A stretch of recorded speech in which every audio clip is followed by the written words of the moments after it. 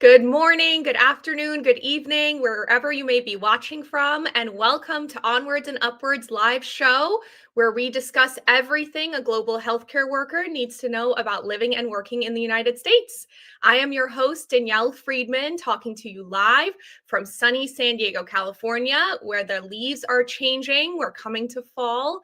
And if you are joining us for the very first time, welcome. Thank you for joining us. We are AMN Healthcare International. We are the biggest company in the United States to offer both international direct hire and international staffing positions. So if you are excited to learn more, we are excited to have you. And if you feel inspired by today's show, you can apply on our website. That link is going to be dropped in the chat. It's amnhealthcare.com/international. And our recruiters are on hand, ready and waiting to help you with your applications. Let's see where everybody is watching from today. If you are joining us, we like to post in the comments where you are watching from. We have Aliawala from Saudi. Hello. We have Edith from Ghana. Hello. Mata Mata from the United Kingdom. Prince from Ghana. We have got viewers from all over the world, Trinidad and Tobago. Welcome, everybody. Please put your questions in the chat. We are doing our once a month immigration Q&A with our immigration experts, and we are going to be taking your questions live. Before we get started, I wanted to introduce again our referral program. If you missed that last week, it's a new referral program that we have rolled out. We are going to drop the link in the chat that you can sign up and get your own specific link. If you refer a nurse, you can earn $1,000. So if you refer an eligible nurse, that is your way to make some extra cash. That eligible nurse needs to be somebody who has passed the NCLEX and is eligible for a TN visa. So they are a citizen of Mexico or Canada, or they have a previous priority date. So we're going to drop the link in the chat. You can see more information about our referral program and take advantage of that extra money. All right, without further ado, let's bring out our expert attorneys. Good morning, Chris and Mike, or just Chris. Oh, there we go. And Mike. Good morning. How are you both doing today? Good. How are you? I am. Hey, Danielle. How are you? Good. I am good. I'm excited to have you both on. For anybody who might be new and joining us, let's take a moment and do some quick introductions. Chris, let's start with you. Yeah, so I'm Chris Musillo. I'm an attorney with Musillo and Atty. I've been working in healthcare immigration for about 25, 27 years, something like that. Happy to join everybody today. Lots of experience and lots of knowledge. We love it. Mike, let's turn to you. Yeah, my name's Mike Hammond. I'm also based in Cincinnati. I've been doing it healthcare immigration for about a week longer than Chris. Even though I'm considerably older, and excited to be here today. Well, we are very thankful Chris and Mike take some time out of their busy schedules once a month to answer our immigration questions. They are both very knowledgeable, so let's take advantage of those brains. Feel free to put your questions in the chat. I am going to be monitoring and taking your questions live. Okay, so let's get started with what happened for the November visa bulletin. Chris, let's start with you. Yeah, it's going to be a short one. Nothing happened. It's exactly the same dates as it was 4 weeks ago. So you can see the Chart A dates there. The Chart B dates didn't move as well. And I think that was fairly unsurprising, but that's the very short update of the visa bulletin for November. You know, I got to say, I was surprised. I thought that there was going to be maybe a little bit of movement. Mike, were you surprised by the visa bulletin at all, or was that kind of exactly what you were expecting? Well, I usually agree with Chris, but today I'm going to do something different. I'm going to agree with you, Danielle. I was hoping for a little bit of movement, even a day that would have just made us happier. And we got nothing in any category across the whole board. So it wasn't just the categories that we all focus on these calls relative to EB2, nurses or EB2 allies, nothing. Other worker, EB1, nothing. So that was very disappointing. And I think for a lot of people who are watching from around the world to see absolutely no movement definitely was a bit of a shock, a bit disappointing.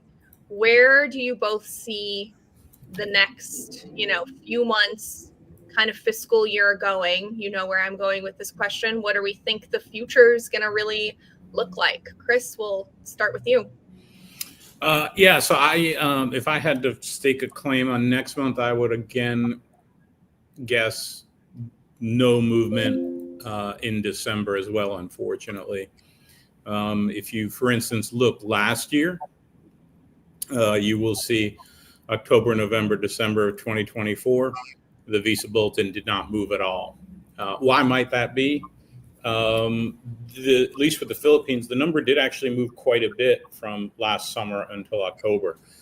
Moved about 2 months, which is probably the most it's moved in quite some time. My sense is over this quarter, October, November, December, the U.S. embassies and consulates are going to work through all the new cases that have been received from that promotion of dates. I also think realistically, we should not expect that this time next year that the EB3 Visa Bulletin for all other in the Philippines will probably be something like what the Chart B shows now, which is July of 2023. Could it move a little faster than that? Could it get to August or September of 2023? Sure, I wouldn't be terribly surprised by that.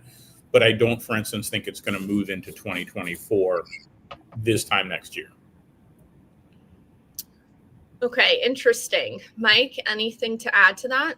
A couple things. First of all, one thing of note is the USCIS did announce that they will honor the date for filing chart for filing 485s for November. So that's good for people who are in the U.S. and scrambling to get medical exams or other documents together. The rush of meeting a deadline here in about a week and a half is gone. So that's good news. I share Chris's thoughts on movement. I mean, historically, we've been able to look at Chart B and say that's the expectation during the course of the fiscal year that Chart A will move to July 1st, which is only 3 months. So we certainly aren't expecting significant movement.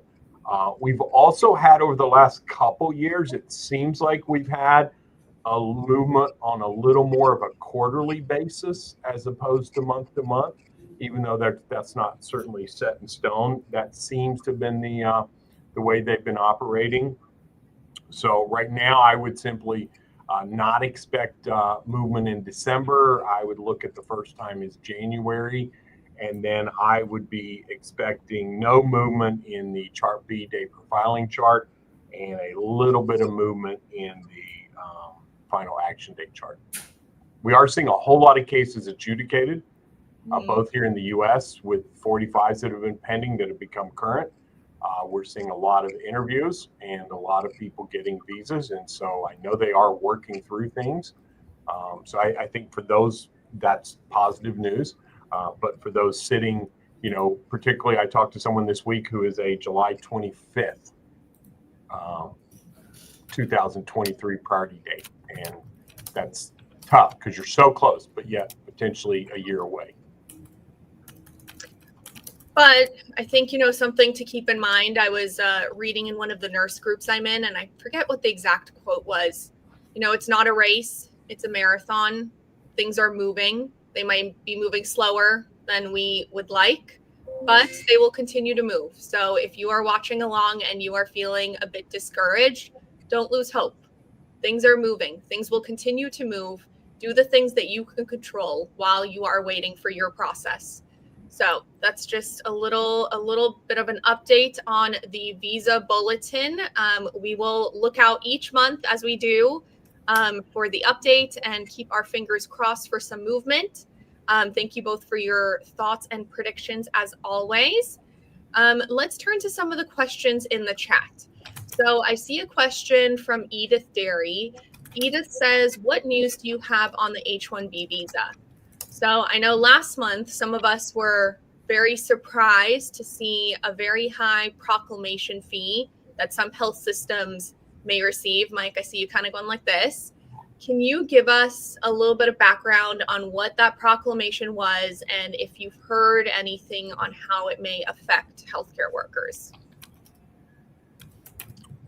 Go ahead, Mike. Okay, sure. So the proclamation a couple of weeks ago was $100,000 per H1.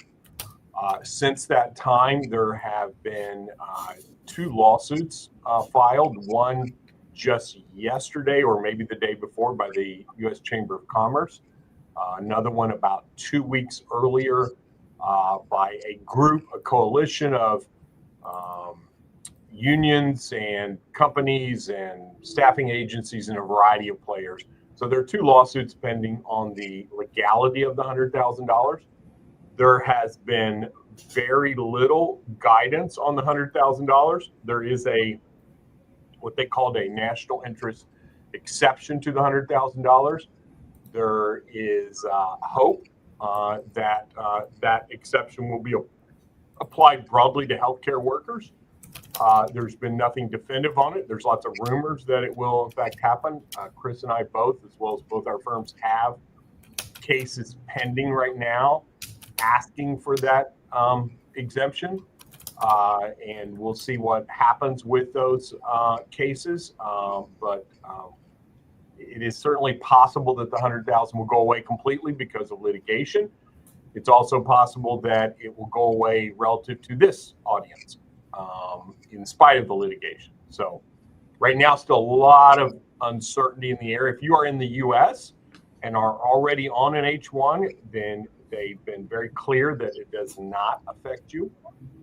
That the first time it would affect are current cap exempt cases that are being filed now, and for non-cap exempt petitioners, it will be this coming year's lottery. That's at least the update that I have. Okay, thank you, Mike. So sounds like there may be an exemption that would be applicable to this group that we will be very interested to wait and see. Do we have any idea on the timing of that, or is it just we'll see what happens with litigation and what comes from that? Yeah, I don't know of any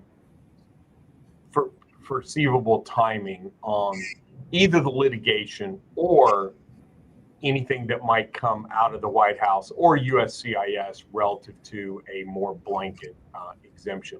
We're expecting decisions on a couple of our cases that we filed either this week or early next week because they're filed under the premium method. So we're expecting some answers, at least on some cases, which will not be definitive. It will simply be, this is one particular case, but it'll give us a little bit of information. Okay. Thank you, Mike. I appreciate that information on H-1Bs. If you are interested, let's turn to Chris. Let's take more questions from the chat. I see we got lots of questions, so we want to get to as many as we can. So One All Ryan says, good evening from the Philippines. Hello to you in the Philippines. Thank you for the session. I've been waiting for this to know more about the ongoing U.S. government shutdown and its impact to us nurses waiting to be current. So has there been any impact on the Immigration Department, Department of Labor that may be slowing down further anybody who might be waiting outside of the country? Yeah, so the reality is not much. There's some slowdowns impacting some Department of Labor processes. But as a general rule of thumb, most immigration services in the employment-based world in the United States are what we call fee-based services, which means that employers, or in some instances, the beneficiaries themselves, have to pay a fee in order for the process to continue. And so since it is a self-funded department, Homeland Security with respect to employment-based immigration, and the State Department with respect to consular visa issuance, we don't really see any issues there. On the H-1B side, we have sort of two things slowing down the process there. One, as Mike mentioned earlier, we have this $100,000 additional tax that Trump put in a few weeks ago. That has really slowed the processing down. But even additionally, in order to file an H-1B, an employer needs to have something called a labor condition application certified by the U.S. Department of Labor, and there's no fee associated with that, and therefore the Department of Labor has stopped all processing of those. The last point I think I would say with the shutdown is we are here on day 17 of the shutdown. My experience with the shutdowns is we tend to get a lot of press saying that the shutdown is going to continue to last, and then one day we'll all wake up and it's over. My experience and sense is that at some point some of the leading people on the Republican side and the Democratic side will get in a room and end the shutdown. Having said that, if it went on for 2, 3, 4 more weeks, that would be very disappointing, but I don't think it would be wildly surprising given the acrimony between both parties in the United States and Washington, D.C. right now.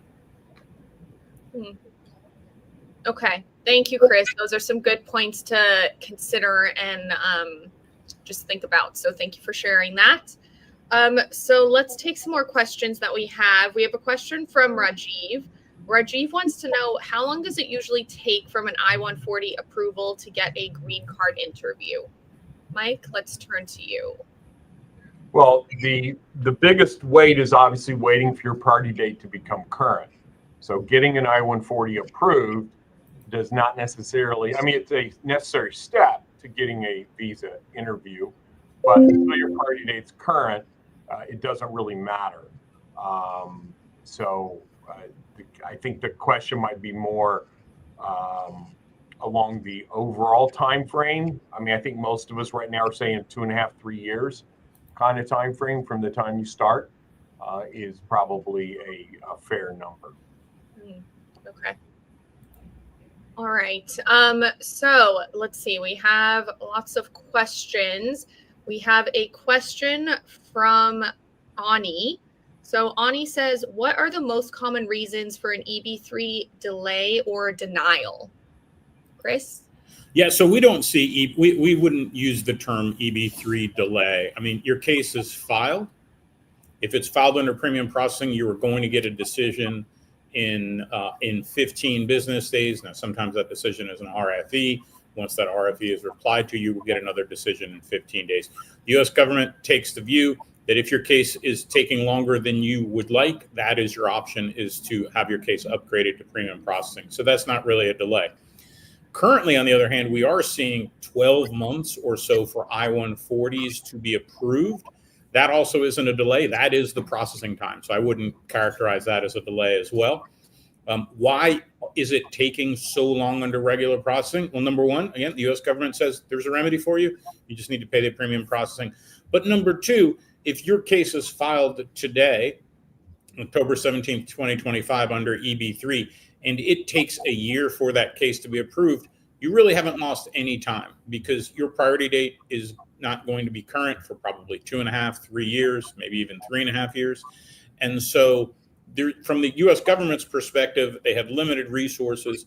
They don't really see any reason to add staff to approve an I-140 when there is no benefit other than peace of mind of seeing the I-140 approved. So again, we wouldn't see I wouldn't characterize any of those things as delay, but rather intentional decisions by USCIS and the Department of Homeland Security. Okay, thank you, Chris. So some information for you there, Annie. So I'm going to sum up a question that we got from Kwame. So Kwame said essentially that his offer was rescinded before he came to the United States, which is unfortunately something that we do hear from time to time. And it's just an unfortunate situation and really sucks for Kwame, and my heart really goes out to him. Is he able to recapture his priority date if his I-140 was not approved? Mike, I'm going to turn to you. Yeah, the answer is no. You have to have an I-140 approved in order to recapture a priority date. Technically, the rule is the I-140 needs to be approved for more than 6 months. If the I-140 is approved and then not withdrawn, then you can also recapture it. The only reasons you cannot recapture is if once the I-140 is approved, is if that I-140 was based upon false information. Quite often financial documents are what tends to be the problem, depending on the type of employer. But yeah, it does require an I-140 approval in order to recapture a priority date. There is no priority date locked in until there is an approval. Interesting. Okay. How long are you usually seeing, follow-up question, Mike, how long are you usually seeing for I-140s to be approved if there was no premium processing? It's a pretty big range. As Chris mentioned, we're seeing almost all of them over 12 months. We're seeing some closer to 16, 17 months. So quite some time. So if you're concerned about that, as Chris mentioned, the only reasonable option, not that it's reasonable, it's a lot of money, but is to pay the premium processing, almost $3,000, $2,805 to get an answer quickly. And how soon does that answer come? 15 business days. Wow. Steep price to pay for a quick answer. Yes. Yes. Okay. So something to think about. And are you currently suggesting, Mike, follow-up question, are you currently suggesting to your clients to pay for premium processing? Why or why not? Unless the only time I'm suggesting to pay for premium processing is if the person has an earlier priority date that's being recaptured and they are now current. So if someone has a priority date from, say, May 2023, and they've been their offer has been rescinded by their prior employer, and they have now found a new employer, and someone hopefully earned the $1,000 referral fee, because you get $1,000 for that type of referral, as I understand the commercial earlier. Then we are recommending premium on that, because then someone is already current, they can move forward quickly. But if we're talking a new filing today, in my opinion, there is no legal or practical advantage, and I am not recommending the 2805. For individuals who want to pay it, I am doing my best to talk them out of it. Because I think there's a lot of things you can do with 2805 that's much better use of your 2805. But ultimately, at the end of the day, it is your money. And I don't have any employers that are refusing to allow someone to pay it. I think all of them are allowing it, but it's a steep price for peace of mind. Okay, some good considerations and thoughts there, Mike, and I learned something new today, so thank you for that. Okay, Chris, let's turn to you. We have a question from Jaya. Jaya is asking, they are from New Jersey, they passed the NCLEX, they're on an H-4 visa. Which pathway would be good for them to start working, as the H-1B visa is not really an option? Is there another option? Yeah, I mean, without knowing anything about her case, there's no option. If there were, this webcast probably wouldn't get nearly as many views, because we would just be doing that, something that was faster. The unfortunate reality is the pathway for a nurse to work in the United States is to have an EB-3 filed on their behalf. That is the most common way. That has historically been the most common way. That is presently the most common way. My expectation is that will continue in the future to be the most common way. And, we currently have about a 2.5-year retrogression. Reality is probably it will take you even longer, maybe 3 years, to get your actual visa. And while that does seem like a long time, the idea of filing a case in October of 2025 and not actually having your visa interview maybe until, the summer of 2028, I'm sure it seems like a long time for everybody.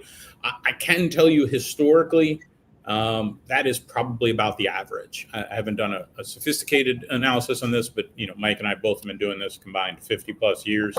That 2.5-year retrogression is really, it's really not a long time based on historic dates. And of course, for Chinese and Indian natives, that they would love to have a 2.5-year retrogression.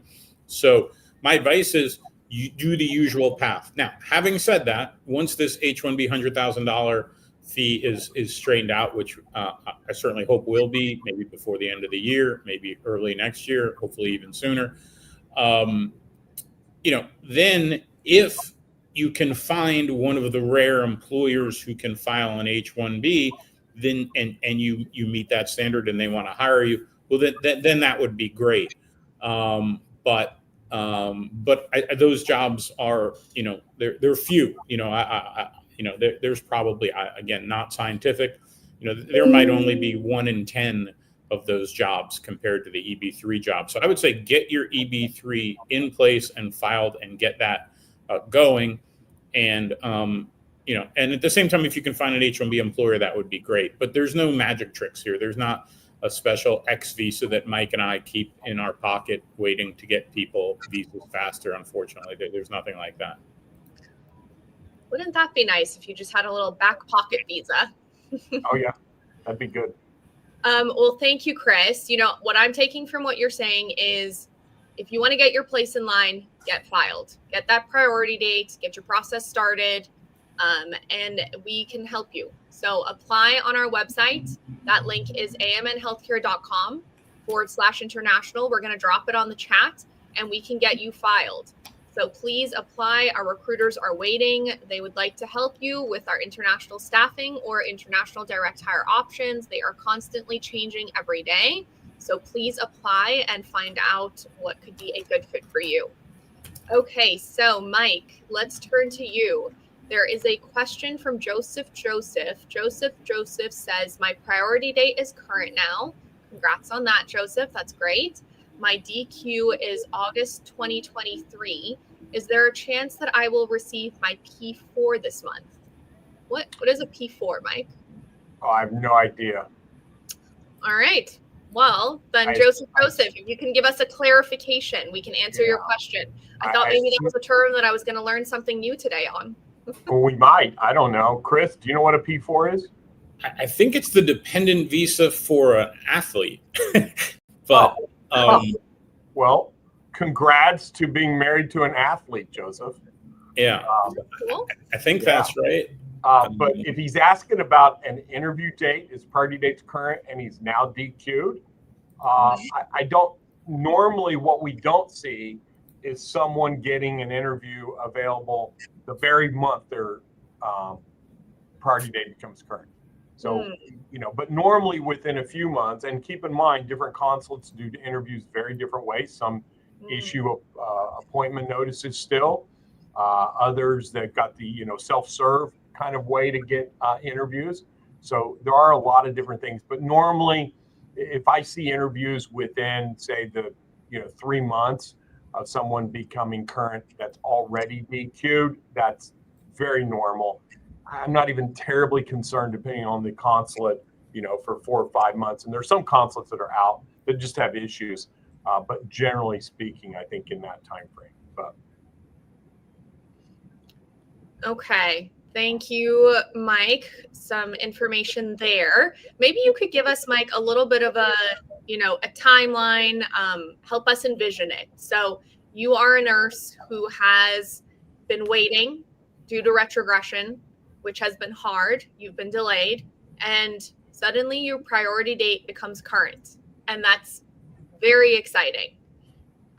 Can you walk us through what the next few months look like? How long does it really actually end up taking to come to the U.S.?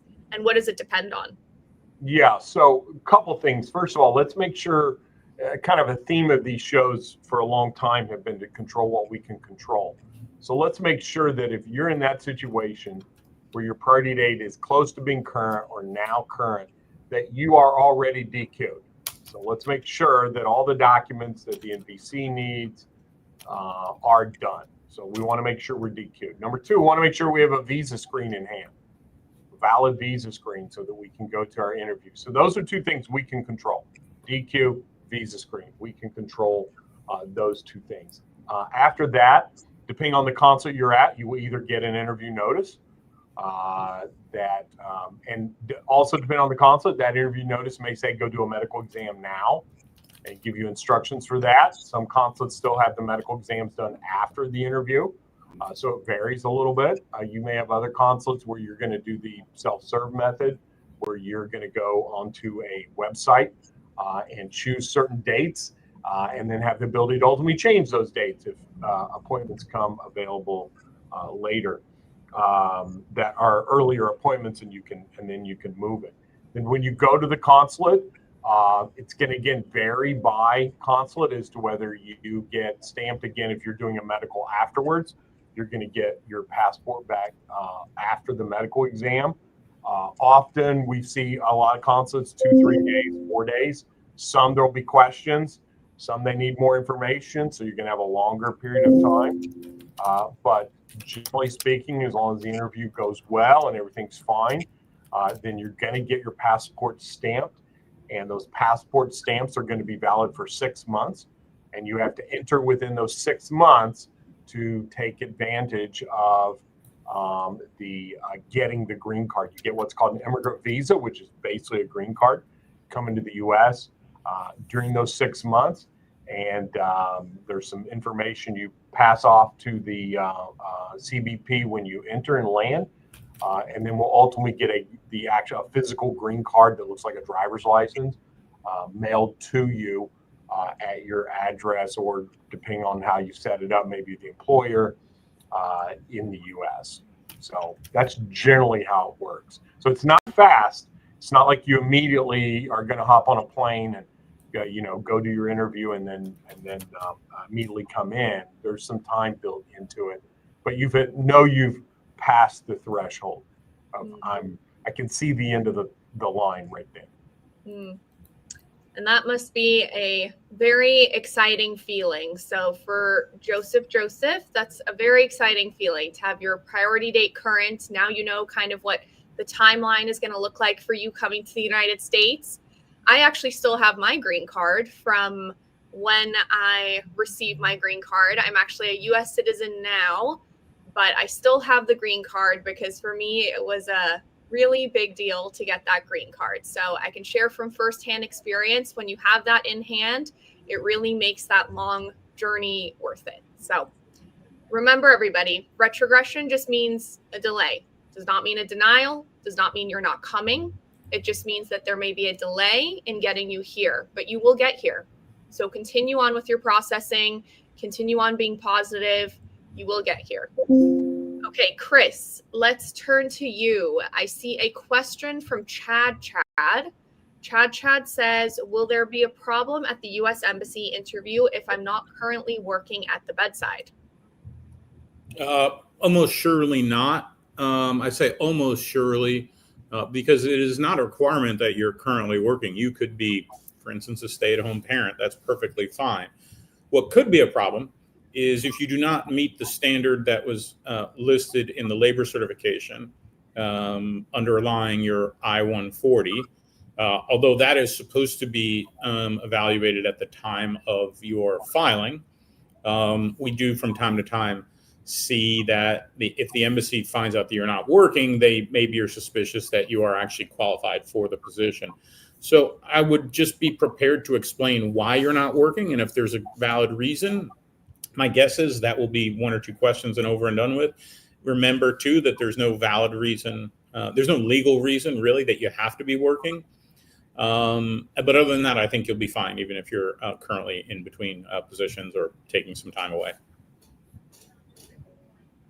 Okay, well, there you go, Chad. Some good information for you. Thank you, Chris. Mike, so I have a question from Jose. Jose says, I am a Mexican nurse. What are my options to come to the U.S. and should I do it? What thoughts do you have, Jose? A couple things. This will be my second chance to get to plug your all's $1,000 referral fee. So first of all, Jose, find a friend to refer you, and then you guys can split the $1,000 and each you get $500. But you are eligible for a TN. You need NCLEX pass. You need a visa screen. You need a license in the state you're going to work in. And I put quotes around the license in the state because in most states you cannot actually completely get your license until you're in the U.S. and have legal status and a social security number. But you have to have started the process and have met all substantive requirements for that state. Once you do that, so those are the qualifications, then as a Mexican, you will go to the U.S. consulate for a TN visa interview, you will have a letter from either, if you're going through the AMN staffing arm, there'll be a letter from them. If you're going direct through the AMN direct program, you'll have a letter from the hospital you're going to that will basically say, Jose's a nurse. Here's Jose met all the requirements. We're offering Jose a position as a nurse, and you'll go to the consulate, the embassy there. They're scheduling appointments right now. Most appointments for Mexican TNs can be had within about 30 days. So all this can happen very quickly.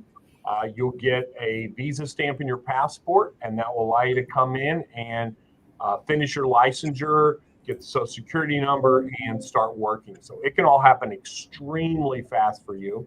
So I would be reaching out to, I know they posted a few links here in the chat about opportunities, and I would certainly reach out to one of the AMN recruiters on the chat to talk about specific jobs for you. But you are in high demand, and you have a very easy process.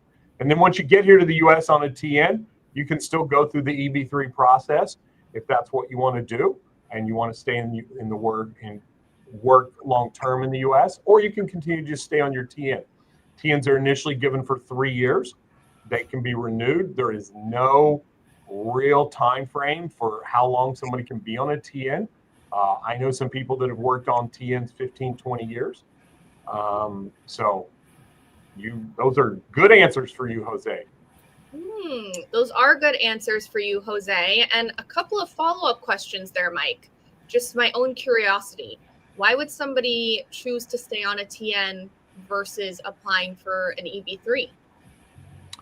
I think the most common things we see is individuals who do not have family members. So there's no incentive to get a work status for a family member, which with a TN, there's not an option. So they have no choice but to go EB3 or some other route to get a family, a work card, or the ability to stay long term. But I think for a lot of people, they just want the flexibility. They're not viewing the U.S. as home. We have a lot of Canadians that simply are really, whether it's this administration or any other, that are not terribly interested in being fully committed to the U.S. They like working here, but they don't necessarily want anything beyond that. So it's not terribly unusual. Interesting. Okay. Well, thank you for that information, Mike. And hopefully, Jose, that's some good information for you. You can apply on our website. That's amnhealthcare.com/international. If you are a Mexican or Canadian citizen, you are eligible for that TN visa that can get you here much faster. Or if you have a current or established EB3 priority date, please take advantage of our referral program. We dropped the link in the chat.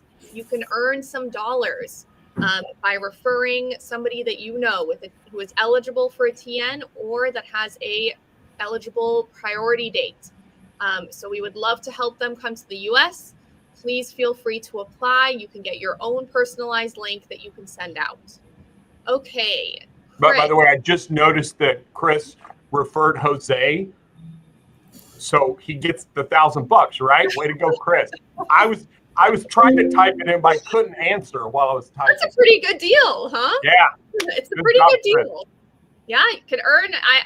We had a referral bonus a couple years back, and we had one nurse who had referred 100 nurses, made $100,000 by referring his family and friends. So that in and of itself is a job. So hey, if you're following along, it's a good opportunity to earn some extra cash, and you can actually earn this. This is a real referral program. So take advantage. And Chris will take it into consideration. I love it. All right. So, Chris, we have a question from Jackie Sampson. Jackie is asking, if the Dignity Act is passed by the U.S. Congress, it could bring several significant changes for EB3 visa applicants, especially for skilled workers, professionals, and other workers. And there's a question mark. So I think Jackie is curious about the Dignity Act, as am I. Do we have any thoughts and updates? And is this the same thing as HWRA? No, so those are two different pieces of legislation. The Dignity Act is being pushed by Representative Salazar out of Florida. I think that there's a lot of good in the Dignity Act. I don't think it has any chance of passing. So I think anyone who suggests that it has a chance of passing either has more information than me, which is certainly possible, or they do not understand the tenor in Congress right now. I have asked about that act several times over the last, really year or two since it was first introduced. And I don't think that there is much of a likelihood that bill gets passed anytime soon. In the longer term, I don't know. Maybe, I guess anything's possible. I do not believe that the bill has a companion act in the Senate, which is, necessary for anything to be passed. So to me, the Dignity Act, I think it's very well intentioned. There's some things I think that probably could be improved in it, but by and large, it's well intentioned and it does a number of good things, but I don't think it has a good chance of passing, unfortunately. At least anytime soon. If it were to make some modifications and we were to see a bill get introduced into the Senate that's a companion bill, then I might feel differently. But at least until there's a companion bill in the Senate, I probably wouldn't give it much likelihood of success. As for the HWRA, that bill was introduced, I guess about a month ago. That bill, unlike the Dignity Act, actually has both a Senate and a House bill. The Senate bill is moving along at a nice pace. It has 12 original co-sponsors, which is something I think you want to look at. Getting 12 co-sponsors in the Senate is, something like getting 60 or 70 co-sponsors in the House, because the Senate is a much smaller body.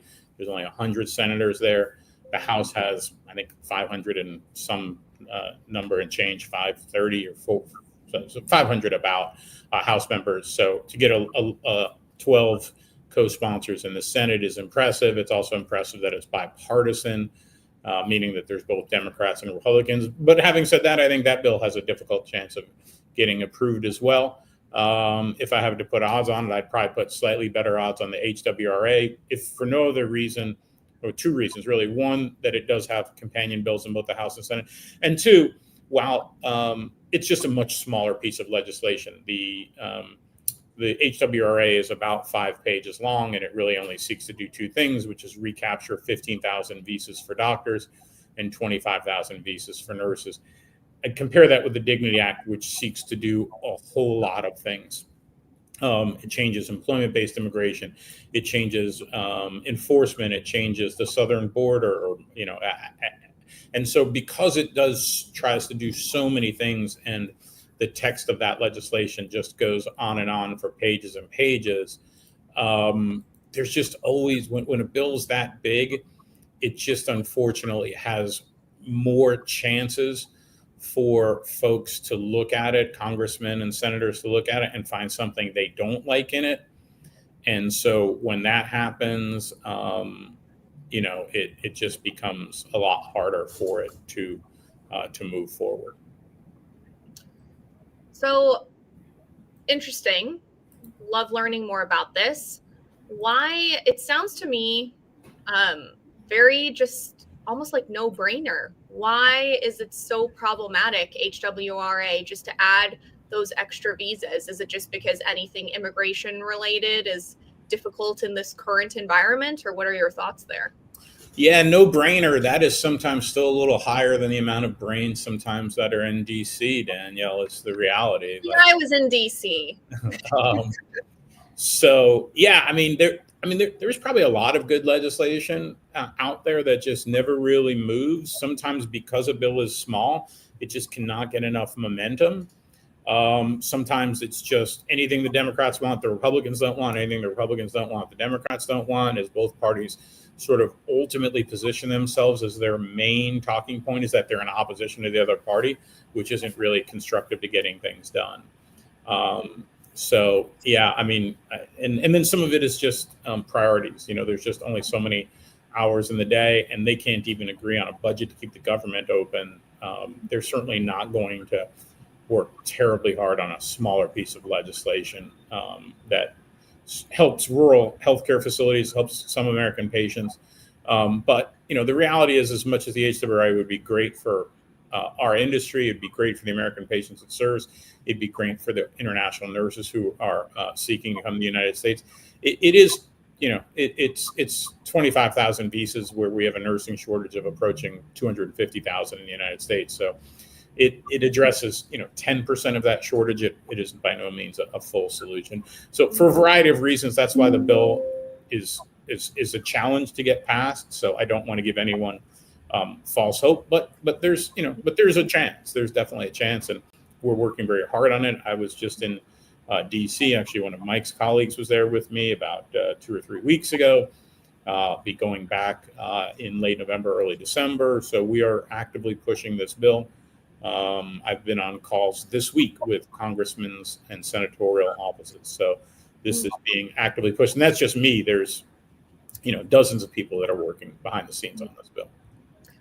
Well, we appreciate all the work that everybody who's working behind the scenes on these bills is doing, and we will be very interested and curious to see what happens.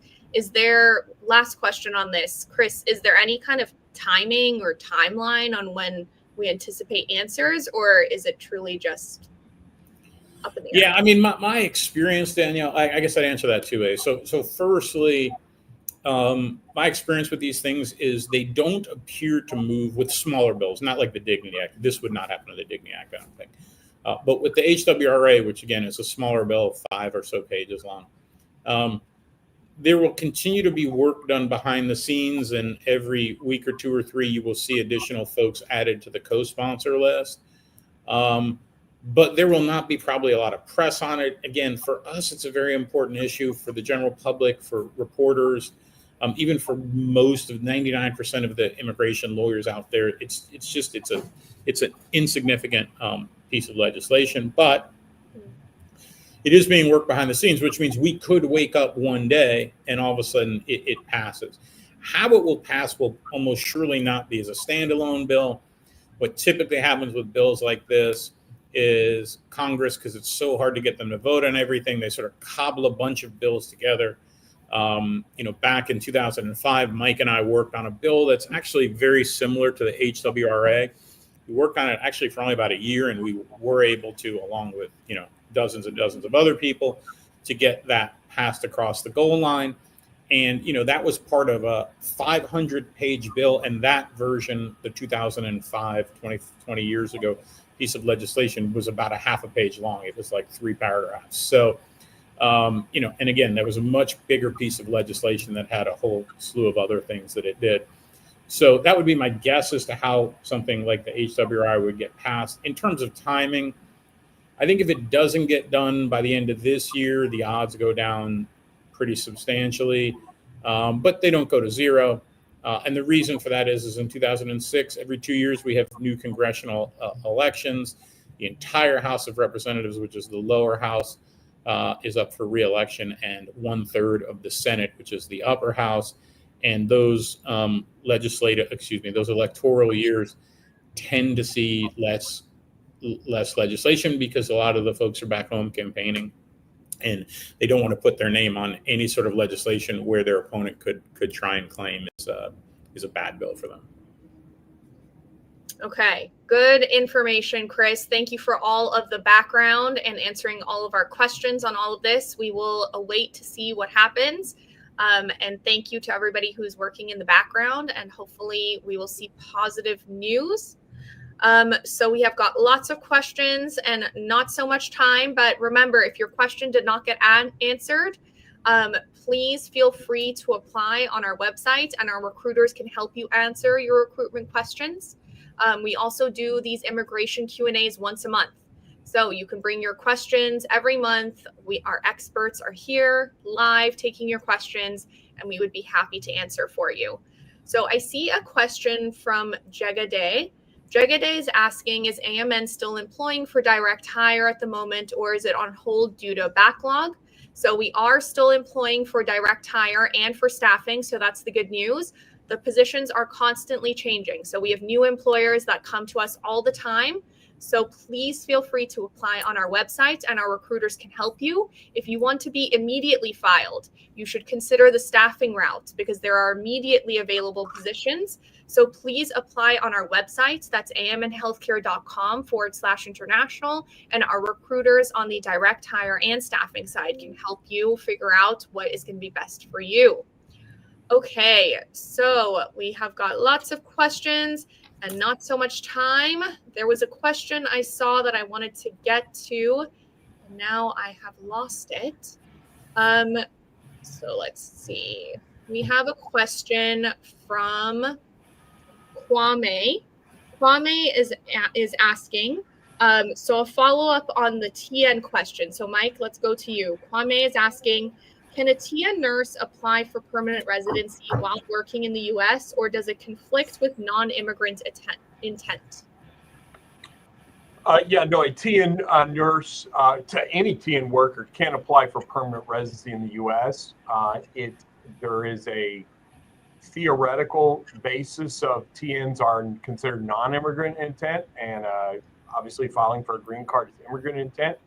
However, it is deemed that immigrant intent only attaches if there is the ability to actually immigrate, which means that if you're a TN holder and your priority date is not current, which is the case for most TN holders right now, starting the process, that you can continue to travel on your TN, extend your TN, etc. However, once your priority date becomes current, you're going to need to stop traveling on the TN, and you would not be able to renew the TN in most situations, and you'd need to file a 485 and go through the adjustment process, getting your EAD through that. So there's not a direct conflict, but there is a part of the process that gets to be a little tricky, but it can certainly be maneuvered. Those rules have been the same for, 25 years. So pretty easy to do. All right. Well, that's good news there. Thank you, Mike. So I am seeing a lot of questions about H-1Bs and H-1B filings. If that is specific to your case, I highly suggest you reach out to your case manager and they can help you figure out where your next path is. I know there's been lots of discussions on the H-1Bs and what is happening with that.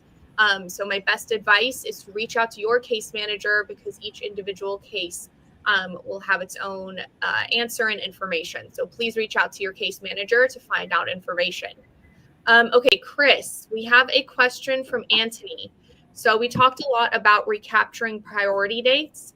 Anthony wants to know, how will you recapture your priority date, and at what stage can you recapture? Yeah, so the recapturing of a priority date means that you had an I-140 filed for Company A, and that I-140 was actually approved, and now they no longer want to hire you, or you don't want to hire them. You don't want to be employed by them. We always recommend that you get that in writing, that they are releasing you from any sort of contract or obligation you have to them. And then you file an I-140 for Company B. And when we would file an I-140 for Company B, we include a copy of the approval from the I-140 for Company A. And then when the I-140 for Company B is approved, even though that was filed much later, it will have a priority date on the Company B approval notice that will be backdated all the way to the one on Company A. Okay. So there you go, Anthony. Thank you, Chris, for answering that question on recapturing priority dates. So I think we have time for maybe one, maybe two more questions. So Mike, we're going to turn to you. So Mercano is asking, what happens to persons' kids who age out? Is there legislation in place to assist? What does age out mean?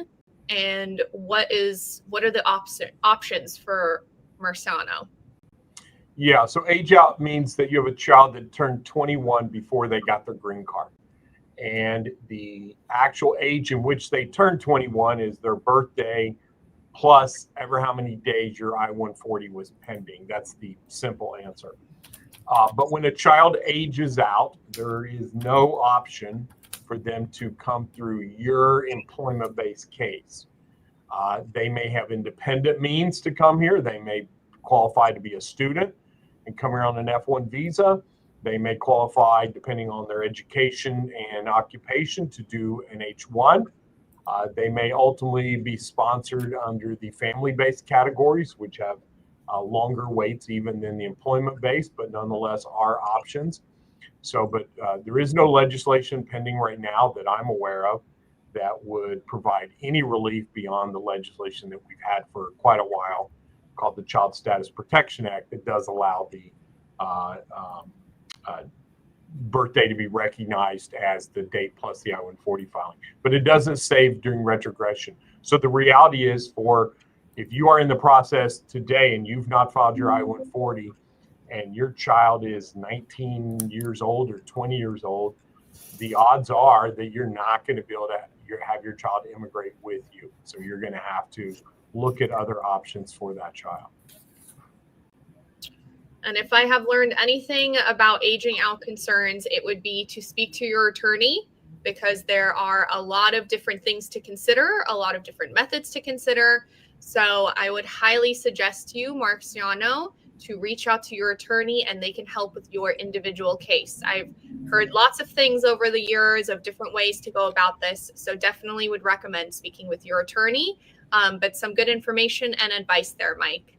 So, Chris, we have a question from Ya.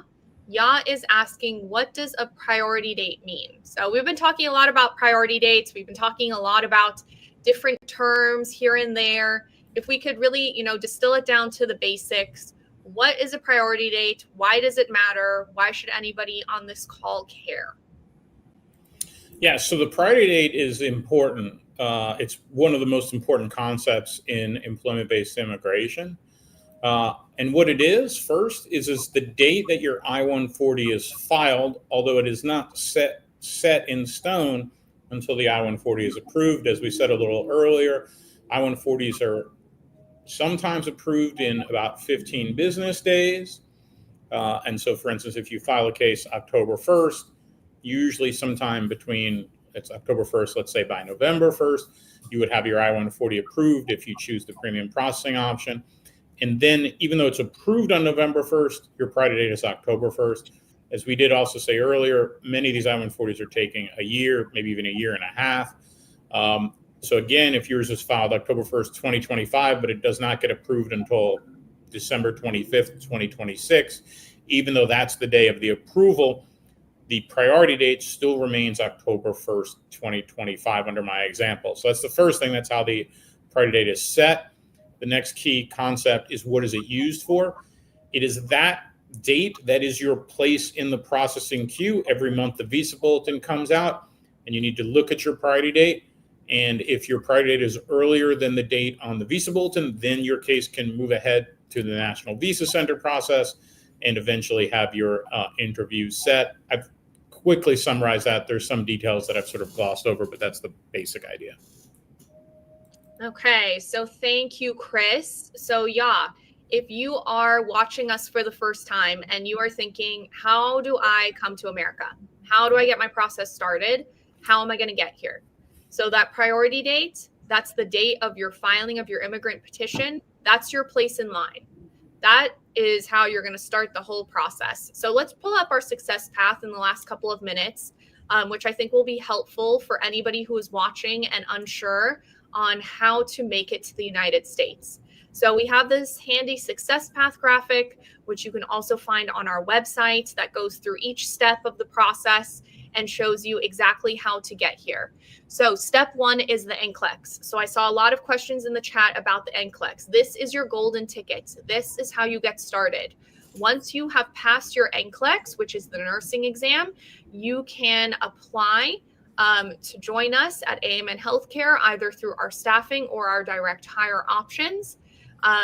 Also, to make yourself more marketable, we have many past shows on how to make your application stand out, whether that's current work experience, whether that's by your specialty, whatever that may look like. So I would highly suggest you go back and look, because right now it's a very competitive environment and you really want to make sure that you are putting your best foot forward and making yourself stand out. Once you have got a job offer, that is where you are at step 2. You are going to prepare for the interview. So that's where we'll match you with your perfect match in the United States. You will get that job offer. Step 3, that's the visa framework. So that's where that priority date comes into play. This is when your immigrant petition is filed and your priority date is established. That's your place in line. That date is what you will use every month to look and compare as to the visa bulletin and where you are currently standing. Steps 4 is licensing and credentialing. That's where we will help you get your visa screen certificate, your license endorsement, everything that you will need to practice in the United States. Step 5 is when you are getting ready to come. So you've had your visa interview, your priority date is current. Very exciting, and we are going to help you get ready to prepare for that transition. Step 6 is that arrival sequence. So I don't want to gloss over this, but we are almost at time. But I just want to say, take a moment. If you are sitting there thinking, I'm waiting, I'm delayed, it's frustrating. I know it's frustrating, but imagine that moment when you touch down. You land in the U.S. I will never forget that feeling when I landed in LAX at Los Angeles International Airport, and it all becomes worth it. And that can be the feeling for you as well. And then step 7 in that graphic is enjoy and prosper. And that's really our goal. And I say our goal, including Chris and Mike and everybody at AMN, for you to come to the U.S., enjoy and prosper your life. Enjoy and prosper through the fruits of your labor. You waited out retrogression. You made it here. So it's possible. So if you would like to apply on our website, our recruiters are on hand, ready, and waiting to help you. That's amnhealthcare.com/international. And we would be excited to help you reach your American dream. Okay, Chris and Mike, we are officially at time. Thank you both for taking the time out of your busy schedules once a month and answering all of our questions. We really, really appreciate all of your knowledge and all of the work that you both do. So thank you for being here today, and we look forward to having you on next month. Thanks, Danielle. Thanks, everybody. Bye-bye. And if you are joining us for the first time, we round out our shows looking at the schedule for next month. Pull up our onwards and upwards schedule for next month so you can see what to expect. Or maybe we're going to bring up our AMN Academy schedule. Let's see. Okay, we got the onwards and upwards schedule, the upcoming shows. So at 7 a.m. California time, we are going to be having our U.S. Employer Showcase coming up in the next few weeks. And then we will have our immigration Q&A with our expert immigration attorneys. We also have our AMN Academy shows at 6 a.m. California time with our partner 9.09er, which are free IELTS classes, and our fourth Monday of every month, which is our Dream Jobs with D. So this is an update on all of the current availabilities on the international staffing and international direct hire side, which I know everybody is very interested and excited about. So thank you, everybody, for joining today. Thank you so much for your intelligent, thoughtful questions. Hopefully you learned something new, as I did as well. And as we do each month, we will hope to see some good forward movement next month. But continue on with your processing. I know that it can feel disappointing. I see all of your comments.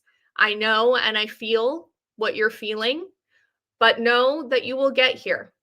It does not mean that you will not come. It does not mean that you are denied. It just means that it might take a little bit longer.